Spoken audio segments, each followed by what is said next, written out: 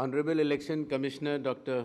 Sukhbir Singh Sandhu ji, Honorable Election Commissioner Dr. Vivek Joshi ji, Honorable State Election Commissioners from all the states and union territories, senior officers of the Election Commission, the legal and technical experts from both sides. Let me first of all welcome you to this historic National Roundtable Conference, which I am told is being held after roughly 27 years. It took us 27 years to reach here, and hopefully we will be in a position to convene this on a regular basis from now onwards. So that should be the first decision which I think all of us should collectively take. Do all of you agree? Okay. Elections in India are held as per laws, the Constitution and the laws. The Election Commission operates from Chapter 15 of the Constitution, and the Honorable State Election Commissioners operate from the 73rd and 74th Amendments, which have been effected to the Constitution. All of us, being constitutional authorities, have a responsibility, as mentioned by my brothers, towards the electors of this country to ensure free, fair, transparent, and efficient elections. As all of you are aware, India has the largest electoral database in the country. More than 90 crore electors, which equal to the North American continent, the South African continent, the European continent, the Australia, entire Africa, and still 8 crores are remaining to be allocated to some other continent. With such a large electoral database, naturally, the holding of elections, preparation of electoral rolls becomes one of the most challenging tasks on this planet. During the Lok Sabha elections, the Election Commission has on its deputation nearly 1.8 crore officers who help us conduct these elections. And the significance of 1.8 crores should also be appreciated and understood, not only by all of us, by perhaps the entire world. The governments together, the biggest government in the world and the biggest private company in the world in terms of employment, are just 85 lakhs. You double that, it is 1 crore 70 lakhs. And you take 10 lakhs more, and that makes the Election Commission of India conduct the Lok Sabha elections, which are held periodically, fairly, transparently, and efficiently. This mammoth work, done with commitment by our foot soldiers, right from booth level officers to assistant electoral registration officers, to electoral registration officers, to district election officers, to our chief election officers, electoral officers.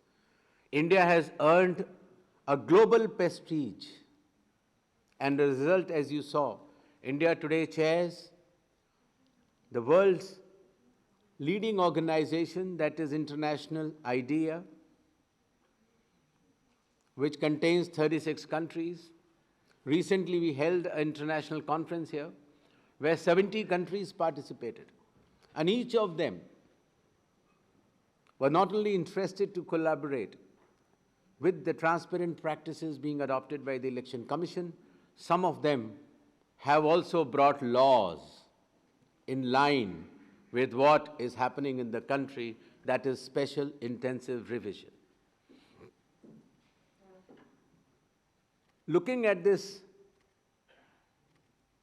global responsibility, apart from national accountability, with respect to the scale, the range, the depth, the transparency and efficiency, it is of most vital importance to have pure electoral rolls. Pure electoral rolls are the bedrock of any democracy. And the Election Commission of India, in its historic pursuit, started the special intensive revision, wherein which all eligible electors should be inside the rolls, while at the same time ineligible electors should be excluded, in line with Article 326 of the Indian Constitution. This process was started in Bihar, completed flawlessly with 0 appeals, currently undergoing in 12 states, out of which 11 states electoral rolls have been published. And this hall, collectively, all of us together, must salute the hard work which is being done or has been done by our booth level officers, AEROs, EROs, DOs and CEOs, including all the national and state political parties, their agents, the booth level agents, the district level representatives, state level representatives, and the national level representatives. I would also like to highlight with you the proactive approach of the Commission in meeting with all the stakeholders. We started meeting all the national and state political parties on our invitation. Nearly 4,000 meetings were held at the sub-divisional level, that is at the constituency level by the EROs, with 28,000 political party representatives participating in it. At a second tier, they were held by district election officers, third tier at the chief electoral officers, and fourth tier at the Election Commission. Apart from electoral rolls, making them pure and making them accessible, making them easy for identifying a voter who should be a citizen of India, the Commission also stresses the transparency and ease of voting. All of you will be very happy to know that during the international conference, a polling booth was set up here by the Election Commission officials. And all the 70 countries, they went there, they underwent the polling process. And when they met me, they all were showing the ink which they have got and the kind of detailed and transparent processes which Election Commission adopts. And they have invited our teams to go to their countries, and they will be also coming here to adopt whatever is possible according to their electoral laws. Having said this, I think a time has come now where the much needed synergies between the Election Commission of India and the state election commissions should be achieved without fail and without any further delay.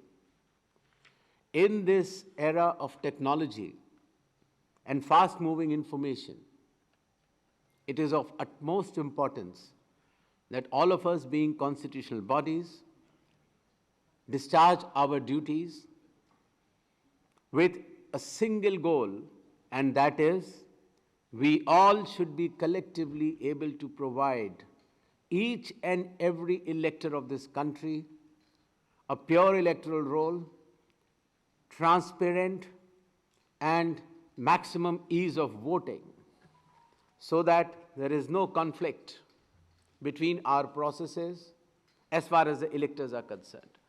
All of us operate in different set of laws.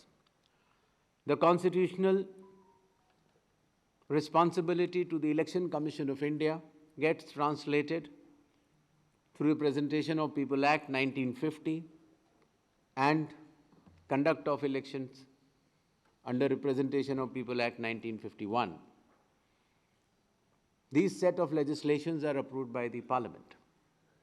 Similarly, for each of your state and union territory, the authority being the same of the state election commissions, they do work under the laws which are approved by their state assemblies or competent authorities in case of union territory.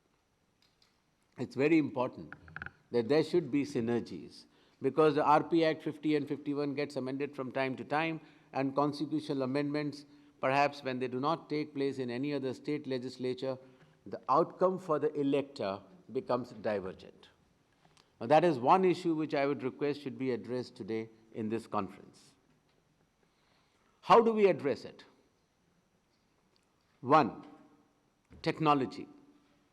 The Election Commission of India network, in short ECI Net, is a one-stop application through a mobile. And literally all the countries have desired to collaborate with Election Commission of India. And I think our officers, including DGIT, are going to take it forward before we hold the next international conference on 3rd December in New Delhi again. The ECI Net is not only used for preparing the electoral rolls, but also wide usage by any elector or any stakeholder to check the status of its rolls, including the political parties. It is also used for conduct of elections, whereby the percentage of votings, the movement of polling officers, presiding officers, etc.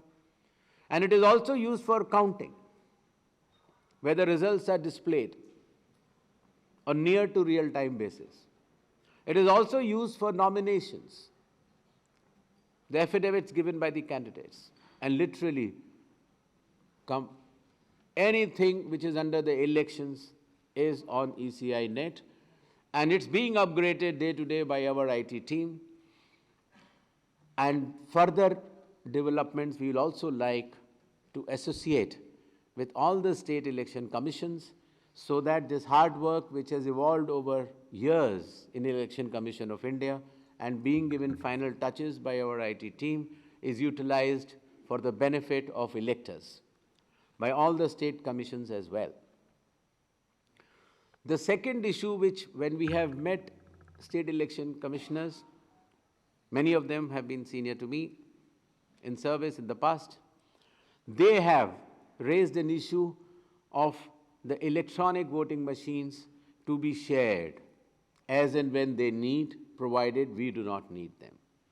I hope the deliberations today will be able to find synergies in this regard, so that the EVMs which are available with us can always be loaned to you, provided they are not to be utilized during that period by the Election Commission of India or during the election petition period of 45 days or during the pendency of any election petitions. If we synergize these resources, it will be a national saving, irrespective of the technologies which are evolving in the EVMs. Similarly, another issue which will be flagged today in the presentations will be sharing of electoral rolls. One of the best ways could be perhaps to have similar eligibility criteria for the electors. Why I am saying this is because the elector per se wouldn't know the legal nuances. And in the electoral rolls, as per 1950, he is supposed to be in, but as per the state laws, he is supposed to be out for the municipality or panchayat elections, and vice versa. And that creates a little confusion as to why this is happening. So I think the August gathering of this House, with all the constitutional bodies sitting together, should be able to find a way forward for this. As my brother Dr. Vivek Joshi mentioned, few states' eligibility criterion are different. Maybe because the latest amendment in the RP Act 1950, which came in 2022 or 21, is still to be, implemented or considered by the state legislatures, so that the electoral rolls and eligibility are similar in nature. On the side of Election Commission, also, when we do Form 6, we necessarily or mandatorily do not ask the ward number or the municipality or the panchayat. We take the address as it is. So naturally, once you take the electoral rolls from the Election Commission, you will have to rework by saying that which municipality, which ward, because your elections have to be held ward-wise. So these changes perhaps Election Commission may also like to consider once these deliberations are over, so that the ECI net becomes a common platform for you all as well as us. Lastly and not the least, you will be very happy to note that India International Institute for Democracy and Election Management, that is IIIDM, headed by our DG who is also here, is now one of the world's largest organizations as far as electoral training is concerned. Last 12 months, more than 7,000 people have already been trained on a physical basis with a wonderful auditorium and infrastructure there. There is residential facility of around 80 to 90 rooms. And I would request all the state election commissions to utilize this infrastructure on which the entire world has been proud of.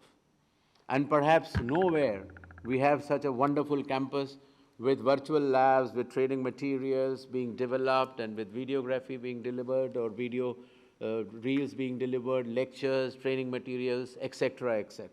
Please feel free to use it. This is something which the Election Commission can offer you right away.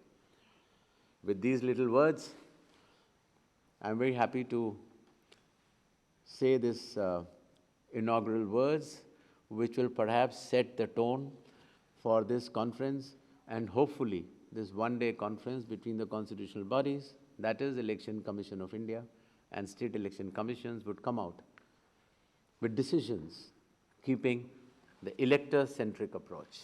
With these words, thank you and welcome you all once again. Jai Bharat, Jai Hind.